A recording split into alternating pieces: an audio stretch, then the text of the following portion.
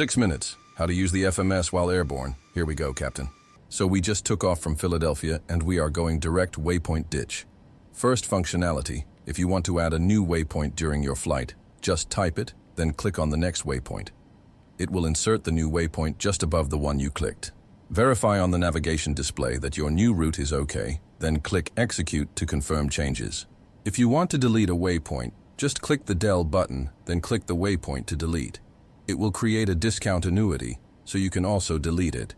Verify modification on your navigation display, then click Execute to apply. Now if you want to perform a direct to a waypoint, it's also very easy.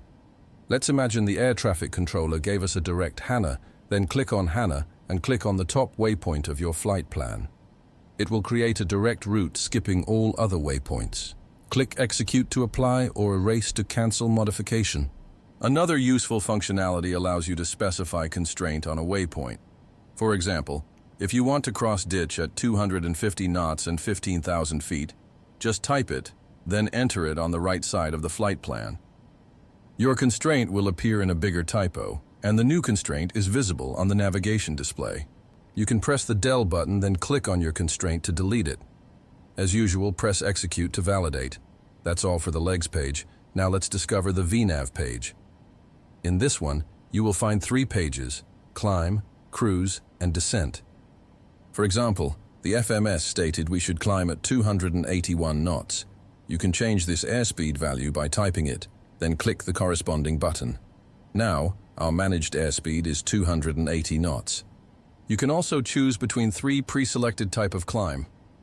Econ for fuel efficiency, max rate for fastest climb to selected altitude, and max angle if you have ground obstacles to avoid. Unfortunately, only Econ is available for now, but we hope it will get updated soon.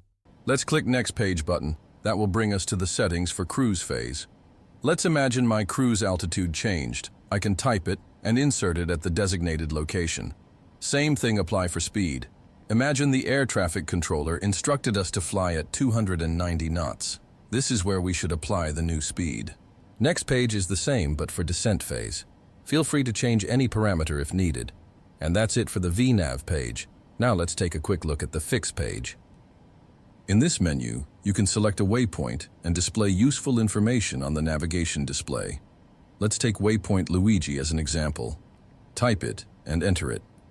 Imagine the air traffic controller asked us to follow a course of 251 in order to join waypoint Luigi, then type 251 and click on one of the available slot.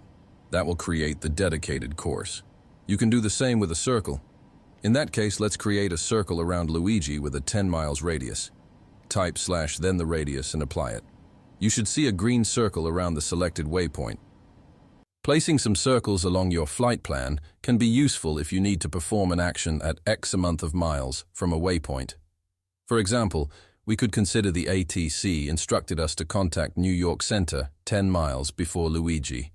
That can also be useful for top of descent, ETOPS operation, avoiding specific areas, etc. Let's fast forward and talk about holding pattern. Let's imagine we have to hold at JFK because of traffic. Click the hold page, then click Next Hold. From your waypoint list, choose the one you want to hold and apply it at the bottom right corner of the FMS. You would see a white visualization of the holding pattern on the navigation display. From that menu, you can choose some parameters like distance, time, altitude, speed, etc. Let's take a 8 miles long pattern at 250 knots. As usual, execute to confirm modifications. At this stage, the plane will enter the holding pattern and we can confirm it on the legs page with the hold information. The plane just entered the loop and will fly it indefinitely. If we want to exit the holding pattern, then we can click Exit Hold. Please note, the plane will finish its current circuit before resuming its navigation. Fast forwarding, please take a look at the legs page while the plane is exiting its hold. This sums up functionalities for the FMS. Now let's focus on controls to display information on the navigation display. This rotary knob will allow you to zoom in or zoom out. Scale is shown by these numbers in nautical miles. This rotary knob will allow you to change the display. We are currently in a north-up configuration. Moving it to the right, we changed for a plane up configuration. Below these 2 knobs are a bunch of buttons. Let's explore them.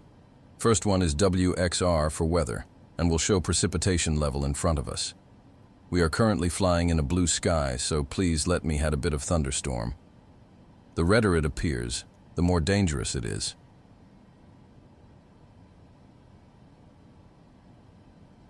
Next button is Station and will show you VORs in the vicinity.